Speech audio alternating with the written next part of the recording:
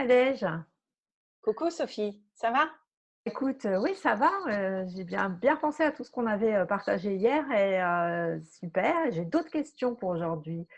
Alors déjà, moi, ce que je trouve compliqué, c'est que, bah, comme on est quand même confinés à la maison pour la plupart d'entre nous, bah, les journées se ressemblent quand même. C'est tous les jours pareil, quoi. Oui, c'est ça qui est un peu compliqué, c'est qu'on n'a plus l'extérieur qui vient rythmer nos journées comme d'habitude. Alors, il y a un certain nombre de choses que l'on peut faire quand même. On peut commencer par changer notre environnement, c'est-à-dire, alors dans les petits appartements, bien sûr, c'est difficile, mais ça peut être juste changer quelques tableaux de classe ou des photos.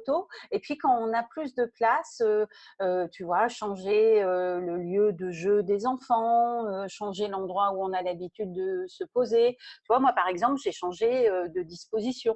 J'ai mis mon bureau dans un autre Ouais, bah, sens. moi, j'ai un de mes fils qui a changé tous les meubles de place dans sa chambre, hein. Le lit à la place du bureau, le bureau à la place du lit et puis quand il peut, bah, il change de pièce, pour aller travailler. C'est vrai que ça aide quand même. Au-delà de l'environnement, c'est peut-être le moment d'intégrer aussi vraiment des activités ludiques et spécifiques, hein, par exemple, on pourrait, si on a un jardin, ah bah, pourquoi pas aller camper dans le jardin avec les enfants, ça pourrait être rigolo et puis si on n'a pas de jardin, bah, on campe à la maison. On met le matelas par terre, on tend 2 draps au-dessus et puis, c'est différent, quoi.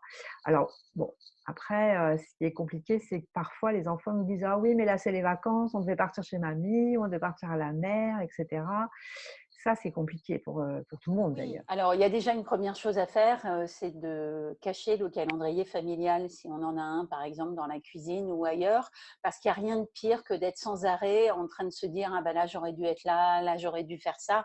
Évidemment, on va y penser quand même, mais il vaut mieux y penser un Pour la minimum. plupart des enfants, c'est les vacances en ce moment. Heu, Qu'est-ce que tu penses pour les vacances? On maintient le rythme parce que, ben, on sait que l'école, c'est compliqué en ce moment ou vraiment c'est les vacances, c'est les vacances? Alors, c'est les vacances, c'est les vacances. C'est très important d'avoir des ruptures de rythme. Et de toute façon, honnêtement, ce sont aussi les vacances pour les parents, quand on n'est pas obligé de les faire travailler tous les jours. Donc, je pense que c'est très important de respecter ce temps de vacances. C'est important aussi de marquer une différence semaine-week-end. Alors, on peut déjà commencer par ranger les affaires de classe le week-end, et puis peut-être essayer alors de se lever un peu plus tard ou d'avoir des activités différentes, le dimanche matin, de déjeuner plus tard ou de faire des choses vraiment qui permettent de se dire: «Tiens, on est en week-end».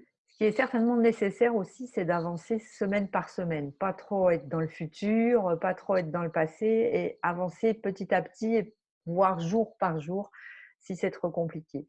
Et les moments d'isolement pour chacun restent nécessaires et importants, hein, de temps en temps, se prendre un petit temps pour soi, pour, un temps d'introspection, de réflexion ou juste, pour souffler un peu, que ce soit, au moins dans sa chambre, 5 minutes et l'expliquer aux enfants ou pendant ce temps, si possible, le conjoint gère les enfants et cetera. Mais chacun, quel que soit son âge, a grand besoin de ces petits moments, pour soi. Oui, c'est vrai, on passe beaucoup de temps ensemble. On n'est pas habitué à être 24 heures sur 24 comme ça ensemble. Et en tant que parent, on a besoin d'avoir des moments où on se retrouve un peu seul, un peu isolé. 5 minutes si on ne peut pas faire plus, mais voilà.